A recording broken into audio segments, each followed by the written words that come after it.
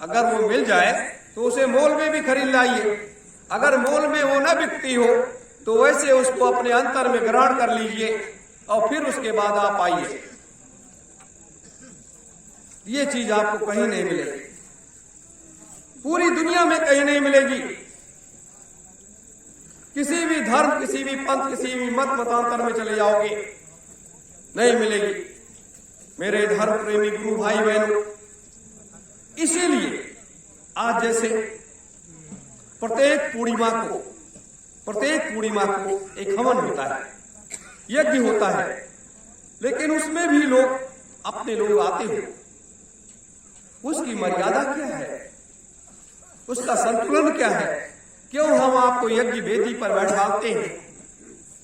क्यों आपसे कहते हैं कि एक दिन की मजदूरी इस नेक काम में लगा दो? एक दिन की मजदूरी इसलिए नेक काम में आपसे कहते हैं कि ये पूर्णिमा का जो यज्ञ है, ये एक शक्ति और भगवान शिव का एक केंद्र है। इसका मार्ग जो है, इसकी डोर जो है, वो आद्या महाशक्ति से शुरू होती है और भगवान शिव तक पहुंचती है। और उसके बाद फिर समस्त देवियों का इस मृतलोक में मौजूद समस्त देवियों का एक शक्ति का एक केंद्र है, एक शक्ति का केंद्र है। और जब आप जिस दिन हमारे साथ इस यज्ञ वेदी पर बैठ करके जिस दिन 101 आहुतियां डालना शुरू कर दोगे और 5 यज्ञ में बैठने के बाद फिर आपका जीवन, आपका परिवार कैसे खुशहाल होता है, कैसे आप में एक नए बदलाव आते हैं, कैसे आपकी विचारधारा में एक नया रास्ता मिलता है और कैसे आपके परिवार में सुख और शांति आती है। इससे ऐसी चीजें आपको मिलने लगेंगी। और जो लोग कहते हैं कि काल का डंडा काल का पहरा तो चलता ही है, वो चीज अलग है। लेकिन भगवान शिव जिसके ऊपर खुश हो जाए, जिसके ऊपर आद्या महाशक्ति खुश हो जाए, आद्या महाशक्ति जिसने सत्पुरुष को भी एक मार्ग का रास्ता दिखाया, वो अगर जिसके ऊपर खुश हो जाए, फिर क्या कहना है? मेरे धर्म प्रेमी गुरु भाई बहनों, इस जीवन में इस मार्ग पर चल करके देखो तो कर करके तो देखो। लेकिन व्यक्ति क्या कहता है? अरे तो बड़ी परेशानियां हैं, बड़ी मुसीबतें हैं, बड़ा संघर्ष है, ये है वो है। जीवन से संघर्ष कब खत्म होता है? जिस दिन ये जीवात्मा अपने घर को चली जाती है। लेकिन जिस परिवार में हम सुख और शांति लाना चाहते हैं, अमन चैन लाना चाहते हैं, उसके लिए हमें तो कुछ करना पड़ेगा। अब जैसे यही आश्रम है, सतयुग तीर्थ का आश्रम है, अब यहाँ सुख और शांति है क्या? सुख और शांति का अर्थ क्या है? यहाँ जब आप इस जंगल झाड़ियों में घूमते हैं, इन पेड़ों के नीचे जाते हैं, बैठते हैं, तो एक ऋषियों की सुगंध आती है। इस आवाज को सुनने का तो प्रयास करो मेरे धर्म प्रेमी गुरु भाई बहन। जीवन में अगर हम आप सबने इस मृतलोक में जन्म लिया है तो कुछ ऐसा करके जाएं। जैसे हमारे देश के राजनेता क्या कर रहे हैं, देश को लूट करके खोखला कर रहे हैं, तो एक काम तो कर ही रहे हैं, चाहे वो बुराई कर रहे हैं, लेकिन देश को लूट करके वो जैसे अंग्रेज देश को लूट करके भारत का धन ले गए, विदेशों में अपने घरों में रख लिया। और ये अपने घरों के राजनेता क्या है कि यहाँ का धन लूट करके विदेशी बैंकों में लेकर के जा रहे हैं, रख रहे हैं। तो उसी तरीके से कम अपने घर परिवार को, अपने सबको सुरक्षित रखने के लिए इतना तो कर सकते हो जीवन में, जीवन को एक तर्पण के रूप में देखो, अर्पण के रूप में नहीं, तर्पण के रूप में, तर्पण के रूप में देखो जीवन को। और जब तर्पण के रूप में आप देखोगे तब आपको बहुत कुछ जानने को, समझने को मिलेगा। मेरे धर्म प्रेमी गुरु भाई बहनों, जैसे महानायक नेताजी सुभाष चंद्र बोस थे, आजादी के आंदोलन में अपने को तर्पण कर, उसके बाद संन्यास आश्रम में जाने को अपने को अर्पण कर दिया कि अब मेरा जीवन यही रहेगा। व्यक्ति के कर्म की पूजा होती है, वेश की पूजा नहीं होनी चाहिए। वेश एक ऐसा वेश है भारत का, भारत ये संत महात्माओं का देश है, लेकिन वेश की इसलिए पूजा है कि हमारे उन वस्त्रों का सम्मान है, हमारे इन केस और दाढ़ियों का सम्मान है। ये भारत की संस्कृति है। और जब जो देश इस अपनी संस्कृति को भूल जाता है, अपनी मर्यादा को भूल जाता है, उस देश का पतन हो जाता है। आज हमारे देश के राजनेताओं ने यही किया तो देश पतन की तरफ आगे बढ़ रहा है, देश पतन की तरफ आगे बढ़ रहा है। अब इसको संभालने वाला कोई दिखाई तो दे नहीं रहा। कोई कह रहा है कि हम विष्णु के अवतार हैं, कोई कह रहा है हम कृष्ण के अवतार हैं, कोई कह रहा है हम फला के हैं, कोई कह रहा है फला के हैं। लेकिन इन अवतारी शक्तियों को हो क्या गया है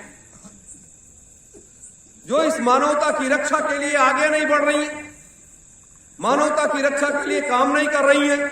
अगर कोई असुरी प्रवृत्ति का है तो उसका सफाया ही कर दो, लेकिन कोई करने को तैयार नहीं है।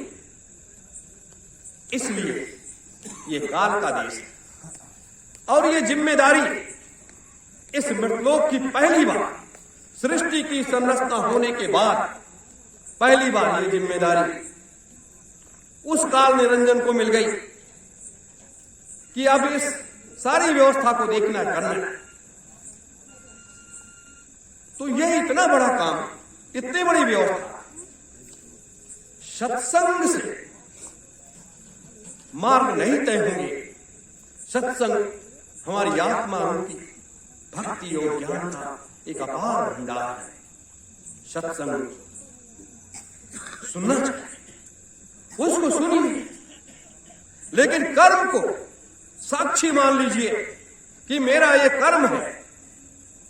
जैसे वाल्मीकि जी ने कहा था उन साधुओं से कि ये लूटपाट करना मेरा तो कर्म है, अगर हम नहीं करेंगे तो हम परिवार को जिलाएंगे कैसे। लेकिन उन महात्माओं ने उनकी विचारधारा को ही बदल दिया। तो आज मैं आपकी विचारधारा को क्यों नहीं बदल पा रहा हूं, ये मैं भी सोचता कि आपकी विचारधारा बदलनी चाहिए, सत्य के उस मार्ग पर चलना चाहिए। क्योंकि मंजिल नजदीक आकर के इस ध्वज के पास अगर खड़ी है, ये ज्योति जल रही है, तो इस ध्वज के पास अगर आपकी मंजिल खड़ी है तो आपको तो सिर्फ डोर ही तो खींचना है और तो कुछ करना नहीं है। तो डोर खींचने में ही अगर इतनी तकलीफ हो रही है आपको, अपने धर्म प्रेमी सभी गुरु भाई बहनों की बात मैं करता हूं, तो इस जीवन में क्या कर सकते? सेवा ही धर्म। तो ये हमें आपको सोचना, हमें आपको विचार करना, और आपको तकलीफ नहीं होनी चाहिए। क्योंकि भारत की राजनीति को बदलना है। भारत की राजनीति को बदलना इसलिए है कि यहां के सारे राजनेता गंदे हो चुके हैं, भ्रष्ट और चरित्रहीन हो चुके हैं, इनका मार्ग बदल चुका है, ये देश को लूटना चाहते हैं। इसीलिए वैचारिक क्रांति का संदेश हमें जन जन में लेकर के जाना है। ये विचार क्रांति है। आध्यात्मिक क्रांति का संदेश इसलिए हमें आपको ले जाना। अभी हमने उसका बैनर भी नहीं बनाया, इसलिए नहीं बनाया, जिस दिन हम उस पुस्तक को आपके लोगों के बीच में रख देंगे युग परिवर्तन की, उस दिन आध्यात्मिक क्रांति और वैचारिक क्रांति का संदेश पूरे आम जनमानस में पूरी दुनिया को हिला करके रख देगा। पूरी दुनिया को हिला करके रख देगा। और देख लीजिएगा कि हम आप इतने लोग बैठे हैं, जिधर निकल जाएंगे लाखों लाखों लोग 24 घंटे इंतजार करते रहेंगे कि कोई व्यक्ति इस रास्ते से निकल रहा है, उसका दर्शन तो करें। वो समय आ रहा है, हम आप आज बगल में बैठते हैं, कल दूर होने लगेंगे। तो ऐसा मत करिए कि हम आपने जिस पेड़ को सींच करके तैयार किया है, बड़ा किया है, लगाया है, तो इतनी दूरियां मत बनाइए, नहीं तो दूर होते चले जाओगे और वो लोग आगे बढ़ते चले आएंगे। वो समय आ रहा है।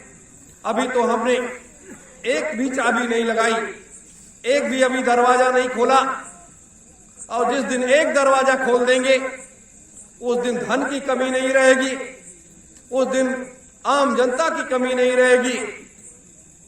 उस दिन फुटबॉल के तरीके से लोग, ये देश के राजनेता और बड़े बड़े ये जो दिखाई दे रहे हैं लोग, फुटबॉल के तरीके से दिखाई देने लगेंगे। मेरे धर्म प्रेमी गुरु भाई बहनों, इसलिए मैं आपको आज आगाह करता हूं कि वक्त को टालिए नहीं, वक्त को स्वीकार करिए और वक्त के साथ चलना सीखिए, वक्त के साथ चलना सीखिए। और प्रत्येक पूर्णिमा को एक दिन की कमाई आप लोग खर्च कर दीजिए, एक दिन की कमाई खर्च कर दीजिए और सतयुग तीर्थ की पावन धरा पर आकर के और इस यज्ञ वेदी पर बैठ करके 101 आहुतियां डाल करके फिर उसके बाद अपने घरों के एक टाइम आप आइए, सत्संग सुनिए, अपने विचारों का आदान प्रदान करिए, राजनीतिक पर चर्चा करिए और उसके बाद अपने घरों पर चले जाइए। यह है सतयुग तीर्थ की पावन धरा पर इस आश्रम में सेवा करने के लिए क्यों आपको बुलाते हैं कि आपका पाप कर्म कट जाएगा। आपके ऊपर पता नहीं कितने जन्मों का जो पाप कर्म का कर्जा लगा हुआ है, तो उसको 2 दिन की सेवा करके ही मिटा दो। कुछ तो करो और आपको बहुत कुछ मिलेगा। आप कहते हो मुझे दिखाई भी नहीं देता, मुझे सुनाई भी नहीं देता, तो आपको दिखाई सुनाई कैसे देगा? आप अगर आधा घंटा भी समय नहीं देते उस परमात्मा को, 24 घंटे होता है, 24 घंटे अपने लिए ही रखते हो, तो परमात्मा को जब आप समय नहीं दोगे, उसको याद नहीं करोगे, तो आपको क्या दिखाई देगा, क्या सुनाई देगा? लेकिन दिखाई देने लगेगा, सुनाई देने लगेगा। आप अब मेरे साथ बैठोगे ना, मेरे साथ बैठोगे, आज सुबह शाम बैठोगे, कर रहे हैं व्यवस्था कि सुबह शाम जब आप बैठने लगोगे तो आपको दिखाई भी देने लगेगा, सुनाई भी देने लगेगा। और कहीं भी हम लोग कार्यक्रम करने जाएंगे, वहां भी ये व्यवस्थाओं को करेंगे। मेरे धर्म प्रेमी गुरु भाई बहनों, आज जरूरत इसी ये है, तो मैं बता रहा था बलकल वस्त्र इस देश, आज जरूरत क्या है? वर्दीधारी सैनिकों की आवश्यकता क्यों पड़ी? इसलिए वर्दीधारी सैनिकों की आवश्यकता पड़ी कि आप आम जनमानस के बीच में आपको जाना है, नवयुवकों को तैयार करना है, हर घरों से एक बच्चे बच्चियों को मांगना है कि एक परिवार से एक व्यक्ति निकल करके आओ। और जिस दिन भारतीय सुभाष सेना की सरकार केंद्र में आ गई या प्रदेश में आ गई या जल्दी ये सतयुग की स्थापना हो गई, तो सतयुग की स्थापना के बाद आप इसके कर्णधार, इसके कर्णदाता बन जाएंगे। तो एक ऐसी व्यवस्था के तहत दूसरी व्यवस्थाएं ये भी बना रहे कि जो लोग डिग्री जिनके पास है, बीए और इंटर कर रखे हैं, वो बच्चे बच्चियां अपना सारा डाटा यहाँ जमा कर दें, हर जिलाध्यक्षों के पास वो जमा करेंगे कि उनके लिए भी व्यवस्थाएं कर रहे हैं कि जिससे उनको नौकरी या रोजगार की व्यवस्था दी जा सके। और जब कभी हमारा उस जिले में कोई कार्यक्रम हो तो वो 1000-2000 बच्चे जिनको हमने रोजगार दिया है, हमने नौकरी दी है, उनकी व्यवस्था को किया है, तो वो लोग खड़े हैं, क्योंकि वक्त की ये मांग है। आपको इसी क्रम में, इसी में सब कुछ लेकर के चलना है कि ये थोड़ा सा समय जो बचा है, बाल भर का समय जो बचा है, इसमें आप परेशान हैं, सब परेशान है, घर परिवार परेशान है, सब लोग चिल्ला रहे हैं, रो रहे हैं, कर रहे हैं। तो चिल्लाइए नहीं, रोइए नहीं। आप उस इंजेक्शन, वो दवा है, बस उस दवा को आप लेना शुरू कर दीजिए, आपकी सारी तकलीफें दूर हो जाएंगी, किसी प्रकार की कोई मुसीबत नहीं रह जाएगी। मेरे धर्म प्रेमी गुरु भाई बहनों, इसलिए 1 साल के अंदर 1 लाख सुभाष सैनिक तैयार करना है। वो सुभाष सैनिक पूर्ण रूप से आध्यात्मिक होंगे, पूर्ण रूप से आध्यात्मिक होंगे और पूर्ण रूप से राजनीतिक क्षेत्र में परिपक्व होंगे और सुरक्षा का एक केंद्र होगा। इसकी आवश्यकता क्यों पड़ी? क्योंकि आने वाली शक्तियां, ये महाशक्तियों का जो आगमन होने जा रहा है, ये आपके सुरक्षा घेरा में रहेंगी, क्योंकि करोड़ों करोड़ों लोग भगेंगे। आप उनकी सुरक्षा कैसे कर पाओगे? क्या करोगे? तो बहुत बड़ी व्यवस्था, एक बृहद व्यवस्था बनाने की तैयारी की जा रही है। इसलिए मेरे धर्म प्रेमी गुरु भाई बहनों, आप लोग अपने कदम को आगे बढ़ाइए और हर घरों से उसकी तैयारी मैं कर रहा हूं। हर घरों से एक एक बच्चे बच्चियों को मांग लीजिए कि आइए, हम आपकी सारी व्यवस्थाओं को करेंगे और आप हमारे संगठन के साथ आइए, जुड़िए, सुभाष सैनिक बन करके राष्ट्र के नव निर्माण में, देश के नव निर्माण में आप लोग साथ दीजिए। इसीलिए अलग अलग व्यवस्थाओं को तैयार किया जा रहा है, अलग अलग व्यवस्थाओं को तैयार किया जा रहा है। मेरे धर्म प्रेमी गुरु भाई बहनों,